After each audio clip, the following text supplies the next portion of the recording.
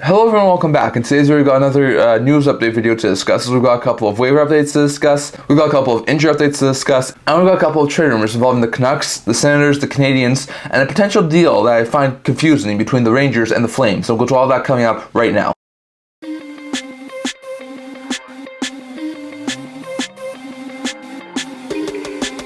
Hello everyone, welcome back to another video here at the NHL Hockey channel. Before we begin this video, don't forget to like this video and subscribe down below. We have 100 subscribers. Thank you for all your support. I've never been able to do this without you guys, so don't forget to subscribe so we can get 250 subscribers. Now, as usual, I would have usually kicked things off by discussing a couple of signings from the past couple of days.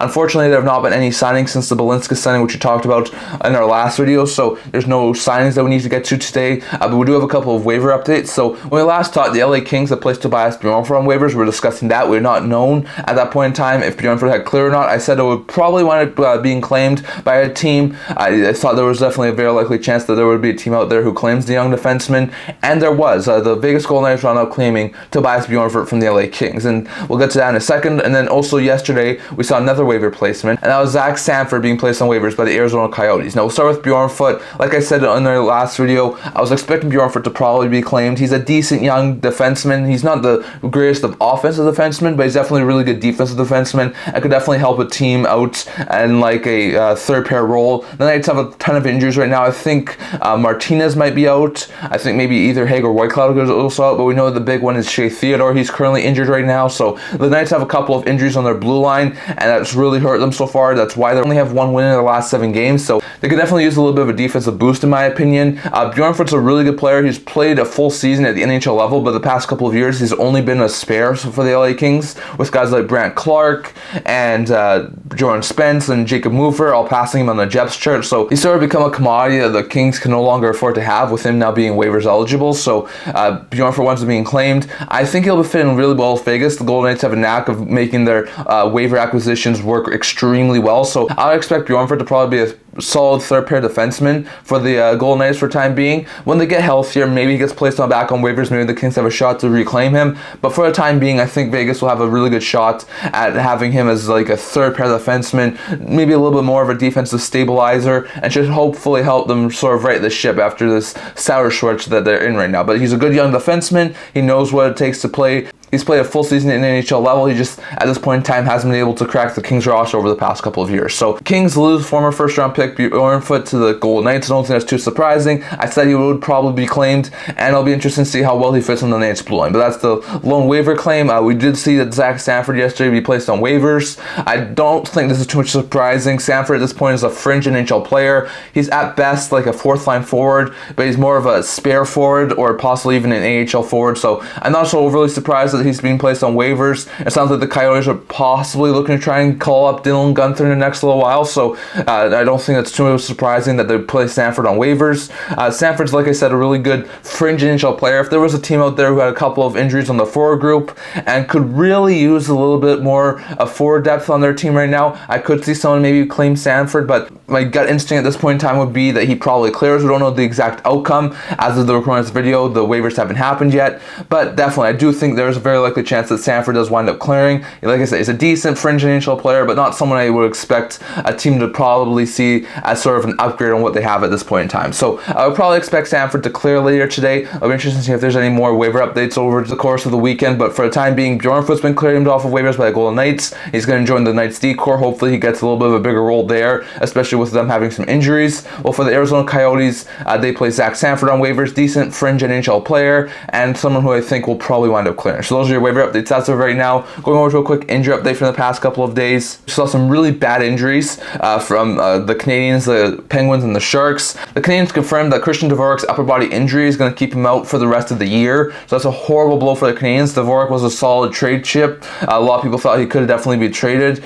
by the deadline. This is now probably not going to happen. Dvorak still has another year left on his contract, so maybe he gets still in the offseason if his injury looks really good. But he's definitely going to be out for the rest of the season, so it's a really bad blow for the Canadiens. The Sharks lost Matthew Benning for the next handful of months. He has a hip injury that's going to keep him out the next 5 months. That's going to keep him out until like May or June. And with the Sharks not being a playoff team, he's basically out for the rest of the season this year now. So really bad blow for the Sharks. And then Matt Nieto has a knee injury that's going to keep him out the next 2 months. So it's not season ending for Matt Nieto, but he's going to be out until probably sometime around March or April. So he's probably going to be back just for the stretch run of the playoffs. So if the Penguins are sellers, I could still see him maybe be a trade chip, but I just think it's very unlikely now, and I think it's possible that he probably winds up remaining with the Penguins, so it will be interesting to see. Then some of the other injury updates from the past couple of days. Nick Cousins has a concussion. He's going to be out for an period of time. He hasn't placed in IR, so it's probably going to miss at least the next week. Kyle Burrows has a lower body injury and is out day to day for San Jose Sharks.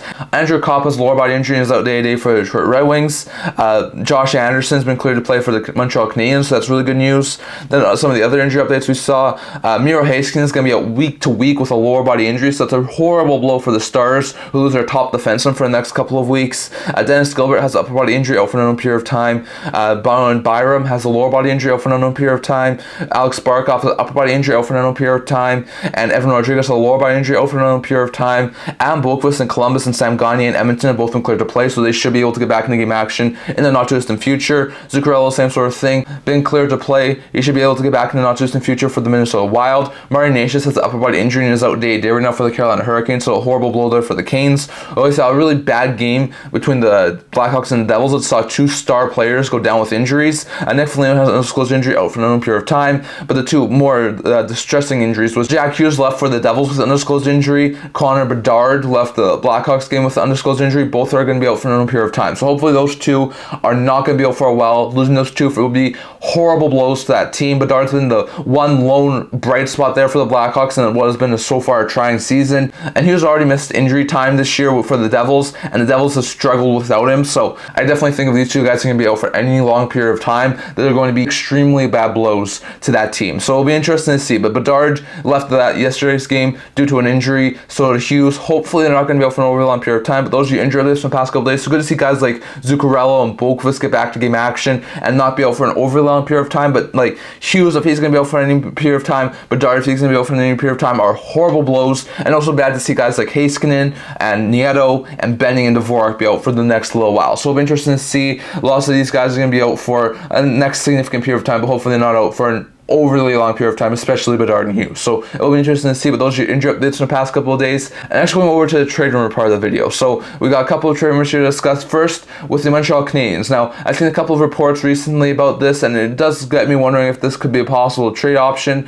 But could the Montreal Canadiens possibly move David Savard to the Dallas Stars? It sounds like the Dallas Stars may have some interest in the Montreal Canadiens blue liner. We know the Stars have been looking to try and add to that blue line all season long. We know Elliot Friedman's even mentioned that a couple of times, saying that they didn't want to go after Patrick Kane, even though Kane may have even wanted to go to Dallas, but it sounded like the Stars are trying to focus on adding a defenseman. So if they could add David Savard at the deadline, that would be fantastic. Imagine a top 4. You have Heiskanen, you have Suter, you have Lindell and Savard as your top 4 would be fantastic. And then you could have a solid third pair of like Hakanpää and Harley. So that would be a really good decor. And they would not only have him for this upcoming playoff run, but they would also have him for next playoff run. As Savard's not a rental, he's got this year plus next year at a $3.5 million cap hit. So I'm not exactly sure how they would try and fit his cap hit into the organization. I think they may be willing to maybe move it forward like a Mason Marchment to sort of free up enough cap space to sort of go after Savard. So it would be interesting to see how they would free up enough cap space. But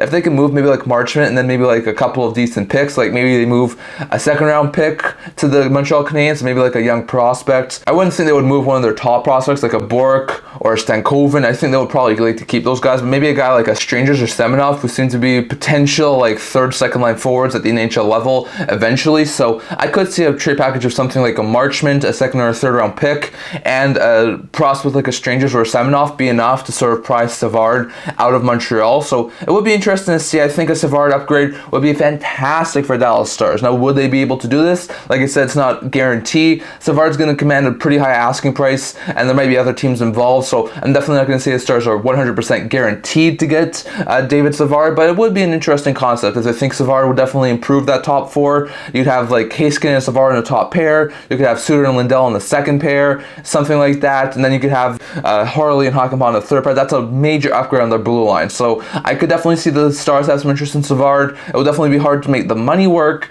but I definitely could see this team have some interest in him. So we'll be interested to see, but I definitely do think that this would be a possible trade option, and the Stars having interest in Savard does not surprise me at all. So it'll be interesting to see, and we'll have to wait and see if this winds up coming to fruition and what the trade package could definitely be, but I'd love to hear your guys' thoughts on that. Going over to Vancouver Canucks, Elliot Friedman mentioned this on a 32 Thoughts podcast.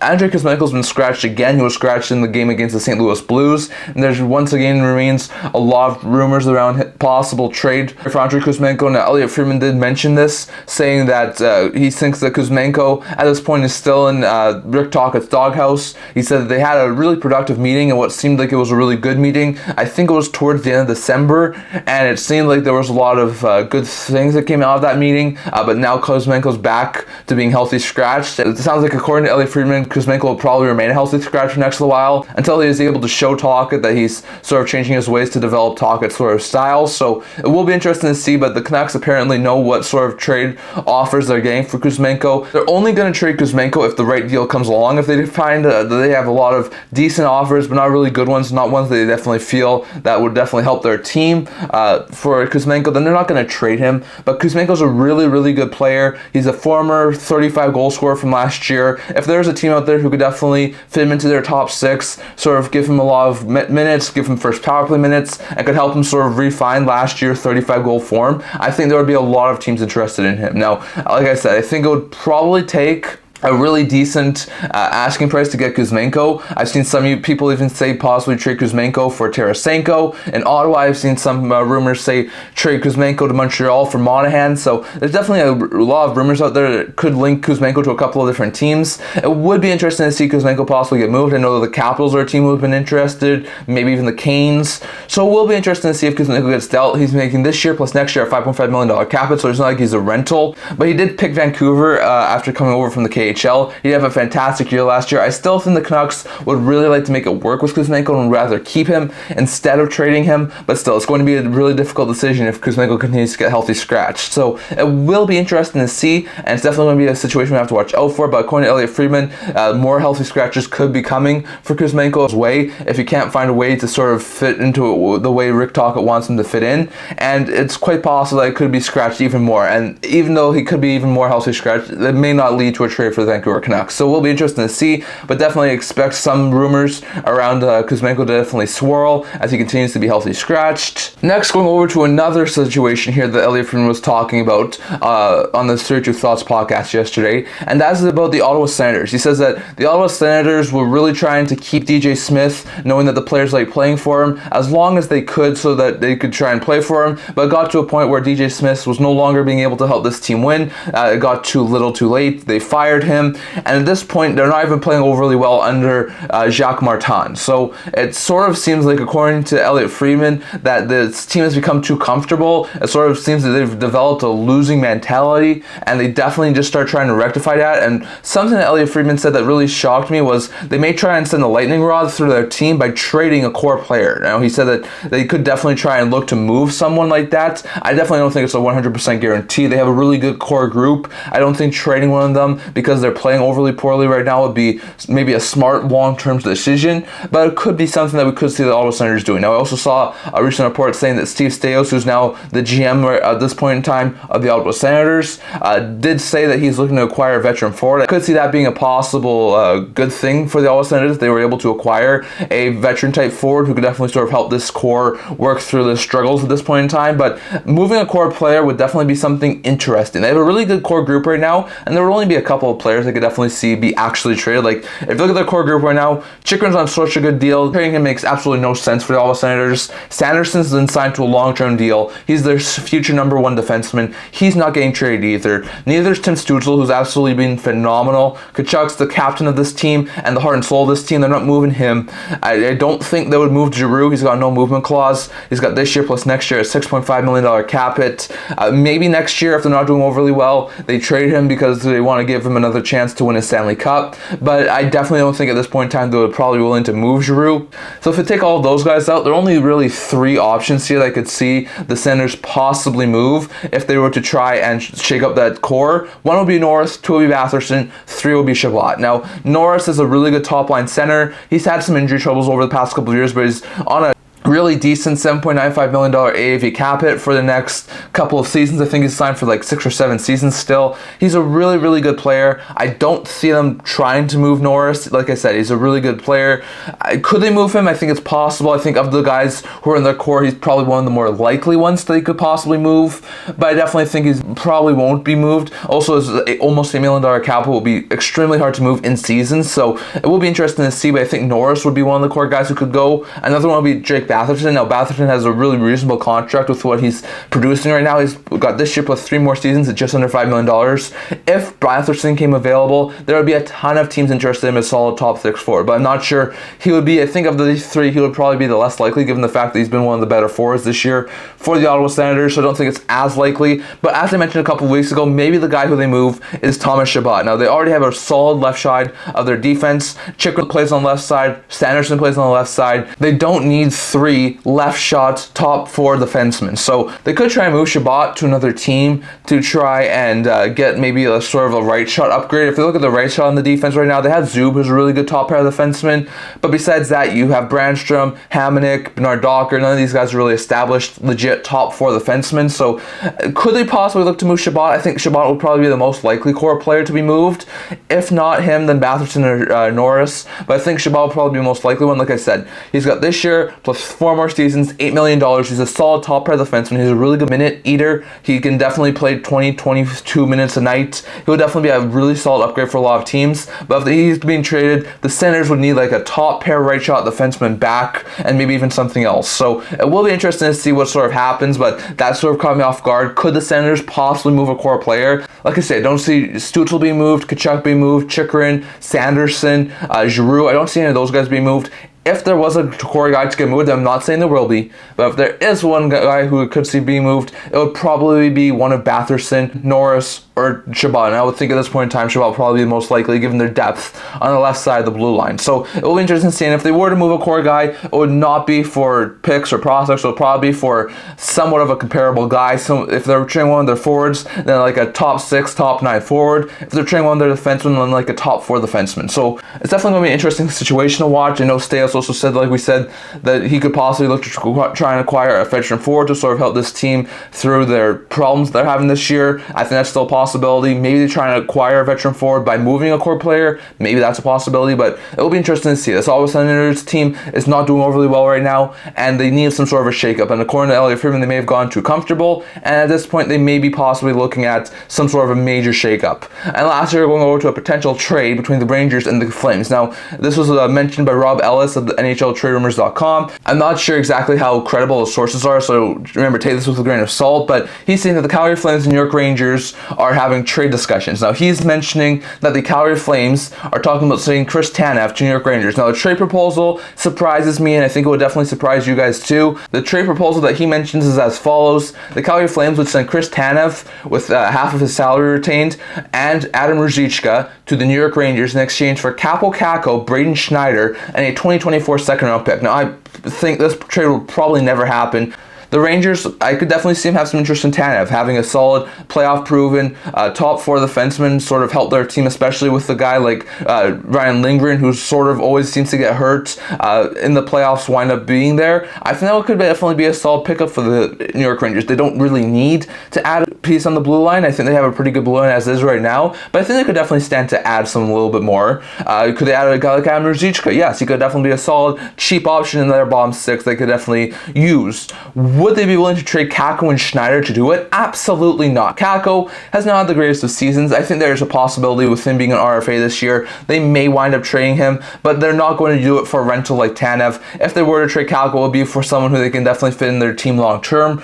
So I definitely don't see that. Schneider's not going anywhere. At this point in time, he's going to be a top 4 defenseman before you know it. I think their top 4 in New York long term will be Schneider, Miller, Fox, and Lindgren. I think Trouba at some point will be passed by Schneider on the depth chart, and Schneider will be a solid top 4 defenseman. So I don't see Schneider being moved. I only see Kakko being moved for the right price, and I don't see the Rangers really paying the price of what other teams will be willing to pay right now for Chris Tanev. So is this an interesting trade proposal? Yes, it is a really interesting trade proposal. And if this trade proposal was to be offered to the Calgary Flames, they would take it in a heartbeat. But the Rangers are not trading Schneider. They're not trading Kakko for a rental like Tanev. I'm sorry, just not happening. So it's an interesting trade proposal to think about, but Schneider's a solid top 6 defenseman. Eventually, he will be a top 4 defenseman in New York. He's not getting moved. Would the Rangers possibly be willing to move like maybe just Kakko and a second round pick for Tanev? I still don't think they would be willing to do so. I think a more realistic pick would be maybe they would be willing to move something like Will Cooley in a second round pick. Maybe that would be a little bit more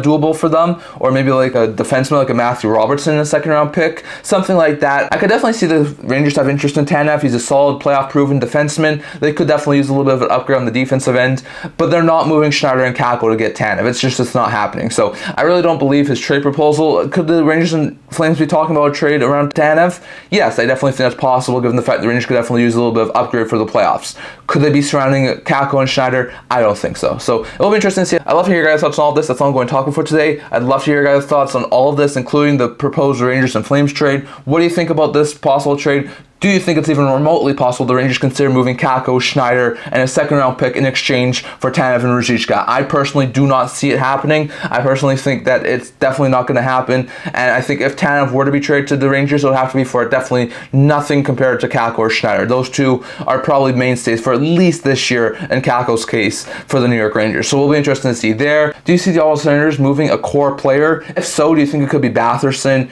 Norris? Do you think it could possibly be a guy like Chabot? I think Chabot's probably the most likely at this point in time. And if they do move one of these core players, what do you think they could get in return? Definitely love to hear your thoughts on that. What do you think about Kuzmenko? Could he be dealt by the Vancouver Canucks? Do you think he winds up getting to another game of action with the Vancouver Canucks the way he's played over the past little while? And do you think he's ever able to get on Talkett's good side? And if he's not, do you see the Canucks possibly making a trade? Definitely love to hear your thoughts on that. Do you see Savard going to the Dallas Stars? I think it's definitely a likely possibility. The Stars would have the assets to possibly make a move like that, and they could definitely use a top 4 defenseman like a Savard for not only this playoff year, but for next year as well. So it'll be interesting to see about that. What else do you guys think about the injuries and the waiver updates that we talked about in this video too? Definitely have to hear your guys' thoughts on all of this down in the comment section below. That's all I'm going to talk about for today. Remember to like this video, and if you're related to it, remember to subscribe down below. We have hit 100 subscribers. Thank you for all your support. I would never been able to without you guys, so don't forget to subscribe. I also have a blog talking about news, rumors, analysis, stuff like that, so if you can check that out, I'll leave the link to that in the description below, and I can't wait to see you guys all for the next video.